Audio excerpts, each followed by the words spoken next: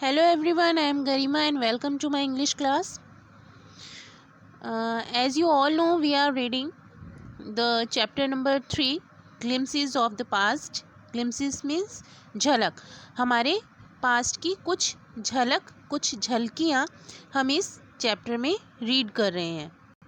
तो अब तक हमने चैप्टर में देखा कि हमारी हिस्ट्री में कुछ सर्कमस्टेंसेस थे, कुछ इस तरह की कंडीशंस थी कि ईस्ट इंडिया कंपनी है, जो ब्रिटिशियर्स हैं, उन्होंने किस तरह से हम इंडियंस को प्रेशराइज़ किया हुआ था, किस तरह से उन्होंने अपनी ट्रिक्स से, अपनी क्लेवरनेस से हम इंडियंस को ओवर पावर करते गए. वो हम इंडियंस के लिए वो ये बोलते थे कि इंडियंस में कोई भी सेल्फ़ रिस्पेक्ट नहीं है, क्योंकि वो जैसा कहते हैं इंडियंस अकॉर्डिंग टू दैम वैसा ही करते हैं.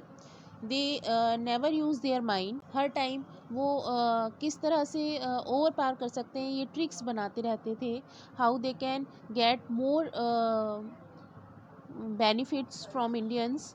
किस तरह से वो ये देखते थे कि किंग्स का आपस में कोई यूनिटी नहीं है, एक दूसरे से झगड़ते रहते हैं, लड़ाई करते रहते हैं.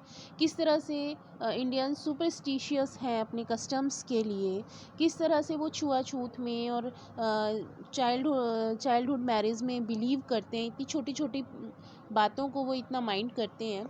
तो उन सब चीज़ों का वो ब्रिटिशियर्स फ़ायदा उठाते थे. और फार्मर्स जो थे उन पे कितना टैक्स वो लगाते थे. और वो कंडीशन तक आ गई थी कि फार्मर्स जो थे वो खुद ही स्टारवेशन से मरने लगे थे. They had lost their lives. All the business in India were getting ruined day by day by Britishers. तो ऐसे में एक और राजा थे, राम मोहन रॉय. 1772 टू 1833 क्या सिनेरियो रहा था, ये हम इस क्लास में रीड करेंगे. तो एक किंग थे, राजा राम मोहन राय. आप सब जानते होंगे इनके बारे में. Ram Mohan Roy, a learned man from Bengal, understood what was wrong with the country. He was only the king who was understand that what is going on. कैसे ब्रिटिशियर्स ओवर रूल कर रहे हैं हम इंडियंस पर. ये बंगाल के थे mainly और बहुत ही लर्निड पर्सन थे. तो उसी अकॉर्डिंग वो अपनी थिंकिंग रखते थे, उसी तरह से वो सोचते थे. मीन्स वो बहुत ही ब्रॉड माइंडेड लर्निड पर्सन थे. Let us not despise ourselves. Our ancient culture is great, and we are capable of greater achievements. We must first reform our society. Superstitions have been ruining us. उनके according हम जो ruin होते जा रहे थे, Indians जो ruin होते जा रहे थे, उनका एक मेन रीज़न सिर्फ ये नहीं था कि ब्रिटिश हम पर ओवर रूल कर रहे थे. उनके अकॉर्डिंग जो हमारी र्यूनेस है, जो हम गिरते जा रहे थे, हम अपनी पहचान खोते जा रहे थे, उसका मेन रीज़न हम खुद भी थे. वो ये कहते थे कि जो हमारा एंशियंट कल्चर है वो बहुत ग्रेट है, तो हमें अपने कल्चर को लेकर शर्मिंदा होने की ज़रूरत नहीं है. हमारा जो कल्चर है, प्राचीन कल्चर जो हमारा है, वो बहुत ग्रेट है. हम भी बहुत कुछ अचीव कर सकते हैं. We can achieve everything that is great. But we have to reform our society. We have to remove the superstitions from our society. हमें जितने भी सुपरस्टिशियस होता है अंधविश्वास, कि जैसे सी क्रॉस किया तो हम अपना रिलीजन खो देंगे, या जितने भी गर्ल्स हैं वो ट्रबल का रीज़न होती हैं वर्ल्ड में, है ना. तो ये जो सारी सुपरस्टिशियस बातें हैं, इन सबको हमें छोड़ना होगा, तभी हम ग्रो कर पाएंगे. तो आगे वो अपनी वाइफ, जो उनका नाम उमा होता है, उनसे वो कन्वर्सेशन दिखाया गया है. और इसमें बहुत ही अच्छी बात कहते हैं. क्या कहते हैं? See, cows are of different colours but the colours of their milk is the same. Cows जो है वो कई तरह की हो सकती हैं, वाइट, येलो, ब्लैक, किसी भी तरह की हो, बट उनका जो मिल्क है वो सेम कलर का होता है, white. Okay. Different teachers have different opinions, but the essence of every religion is the same. Different teachers have different opinions means कि हमारा पढ़ाने का तरीका चाहे कुछ भी हो, हमारे पढ़ाने के मैटर चाहे कुछ भी हो, लेकिन उन सब का जो एसेंस है, जो जीस्ट है, जो सार है, वी कैन से एवरीथिंग, वो क्या है, सेम है। ओके हम कुछ भी पढ़ें लेकिन हमारे कोई भी रिलीजन हो, सब में एक ही बात बताई गई है, सब में एक ही बात कही गई है। He was attracted by science and modern knowledge. जो राजा राम मोहन राय थे वो बहुत ही लर्निड पर्सन थे और वो बहुत साइंस और बहुत ही मॉडर्न नॉलेज थी उनके पास, तो इसीलिए वो बहुत ही ब्रॉड माइंडेड थे। Knowledge should be practical and scientific. तो वो ये बिलीव करते थे कि जो भी हमारे पास नॉलेज है वो प्रैक्टिकल होनी चाहिए, साइंटिफिक होनी चाहिए, जिसका हमें प्रूफ मिल सके। हमें सुपरस्टिशियस नहीं होना चाहिए, हमें किसी भी ऐसी बात को नहीं मानना चाहिए जिसके लिए हमारे पास कोई भी प्रूफ नहीं है। He started newspaper but the suspicious British stopped them in 1823। तो राजा राम मोहन राय ने अपने इसी एजुकेशन को फैलाने के लिए कि भाई किस तरह से मैं लोगों का माइंड जो है वो ब्रॉड कर सकता हूँ, उन्होंने एक न्यूज़पेपर स्टार्ट किया था। बट ब्रिटिशियर्स जो थे उन्होंने 1823 में उस न्यूज़पेपर को भी बंद करा दिया कि अगर ऐसा हुआ कि तो क्या होगा कि जितने भी पीपल हैं, इंडियंस हैं, उनको कुछ भी लॉजिकली पता लगता है तो वो हमारे लिए बहुत ही परेशानी वाली बात होगी। He crossed the seas and went to England to see what made the British powerful. There he told them। अच्छा, फिर इन्होंने क्या किया राजा राम मोहन राय ने कि जब तक अब मुझे रूट कॉज पता नहीं लगेगा कि एक्चुअल में रीज़न क्या है कि ब्रिटिश लोग इतने पावरफुल हैं, तब तक मैं इंडियंस के लिए कुछ भी नहीं कर सकता, अपने पीपल के लिए मैं कुछ भी नहीं कर पाऊँगा। तो उन्होंने क्या किया कि वो सी क्रॉस करके इंग्लैंड गए और वहाँ पर ये जानने की कोशिश की कि आखिर ब्रिटिश पावर का रीज़न क्या है, वो क्यों इतने पावरफुल हैं। ठीक है, तो वहाँ पर जाकर वो जो बात कहते हैं वो भी बहुत फेमस उन्होंने बात कही वहाँ पे कि we accept you as rulers. उन्होंने ब्रिटिशियर्स से क्या कहा कि हम आपको एज ए रूलर अपने ऊपर एक्सेप्ट करते हैं, मतलब हम ये एक्सेप्ट करते हैं कि आप हम पे रूल करें। And you must accept us as subject, लेकिन आपको भी हमें एज ए सब्जेक्ट एक्सेप्ट करना पड़ेगा। But you must remember the responsibilities a rural ओज to his subject.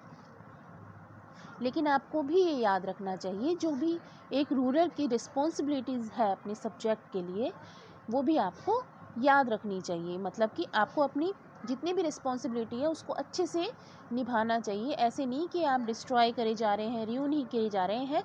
We are not servant of yours but we are your subject, जिस पर आपको काम करना है।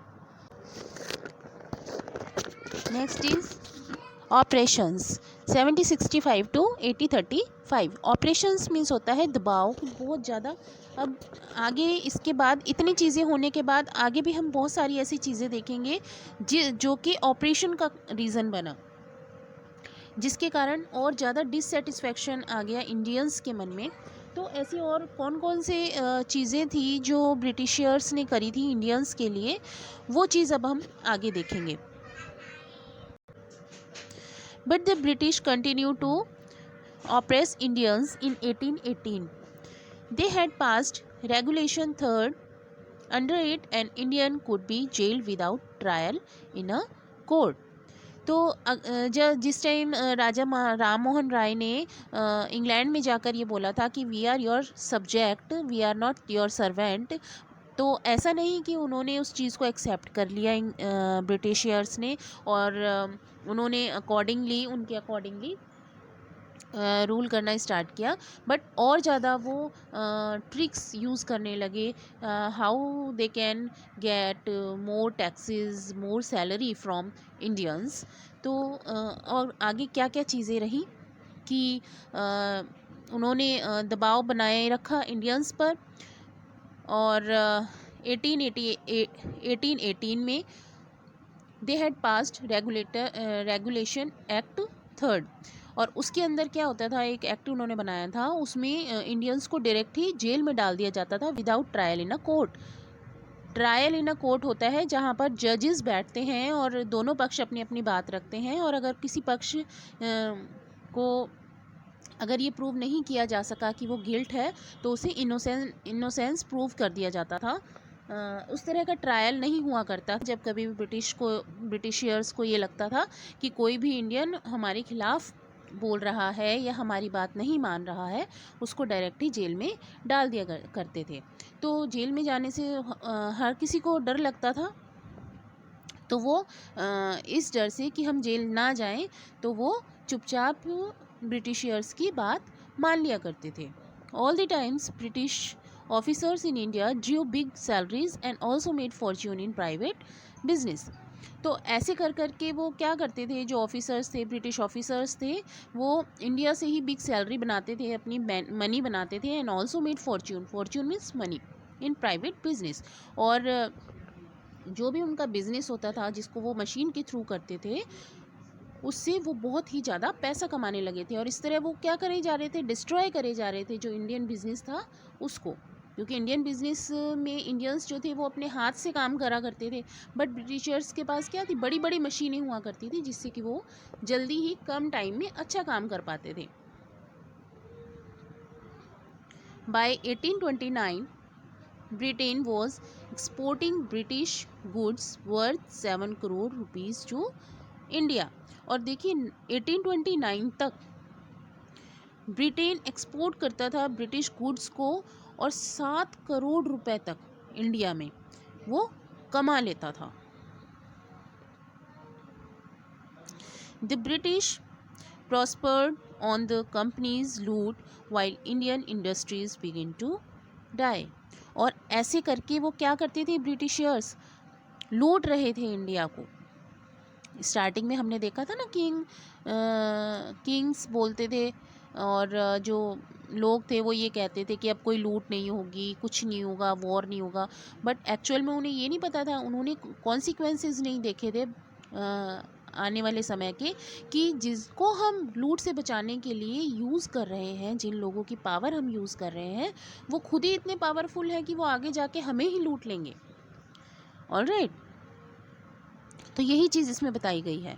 Governor general Bentinck reported back home the bone of cotton weavers are bleaching the plains of India. तो जो governor general थे Bentinck, आपने सभी ने सुना होगा, वेल नोन गवर्नर जनरल रहे वो ब्रिटिश रूल के। तो उन्होंने क्या रिपोर्ट दी, वो टाइम टाइम पे इंग्लैंड में रिपोर्ट किया करते थे कि क्या कंडीशन चल रही है इंडिया की। तो उन्होंने रिपोर्ट दी, the bones of cotton weavers are bleaching the plain of India. जो बोन्स है कॉटन वीवर्स की, जो मतलब हमने ये बताया गया था पहले कि जो भी बिजनेस थे वो सारे डिस्ट्रॉय कर चुके थे। ईस्ट इंडिया कंपनी के लोग थे, जो अंग्रेज़ थे, वो सब र्यून कर चुके थे, डिस्ट्रॉय कर चुके थे। तो अब उनकी ये कंडीशंस थी, जो इंडियन वीवर्स थे, कॉटन वीवर्स जो थे, कि they left only bones in their body. वो इतने ज़्यादा लीन हो चुके थे कि सिर्फ हड्डियाँ उनकी नज़र आया करती थी, वो कंडीशन हो चुकी थी। अब आगे क्या होगा, किस तरह से वो एक रिवोल्ट में कन्वर्ट होगा, ये dissatisfaction, we will see in our next class. Thank you.